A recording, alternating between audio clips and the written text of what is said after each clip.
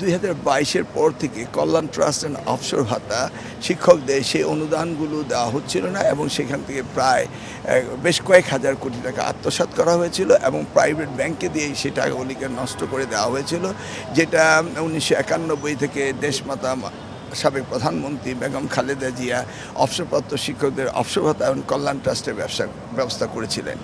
সেই জন্য আমরা ওনাকে বলেছি যে আমরা একটা থোক বরাদ্দ পেয়েছি এবং আমাদের কাছে যে অর্থ সংকুলন রয়েছে সেটা দিয়ে আমরা এই সমগ্র শিক্ষক যারা রয়েছে তাদেরকে একটা শুরু করব তাদের এই অবসর ভাতা এবং এই কল্যাণ ট্রাস্টের, সেটার ব্যাপারে ওনার সাথে আলোচনা করেছে এবং উনি নির্দেশনা দিয়েছেন যে অতি শীঘ্রই তাদের টাকার ব্যবস্থা করতে হবে, কারণ শিক্ষকরা অবহেলিত থাকবে এটা হতে পারে না।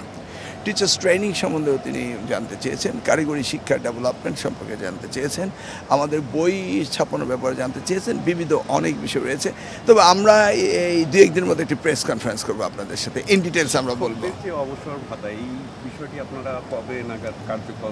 সেটা আমরা শুরু করেছি কাজ, আমরা যে কোনো সময় মাসখানেক সময় লাগবে, তারপর আমরা একটা আনুষ্ঠানিকতার মধ্যে দিয়ে তাদের আবার পুনরায় 2022 থেকে যে পাইনি তাদেরকে আমরা আংশিক দিয়ে হলেও শুরু করব।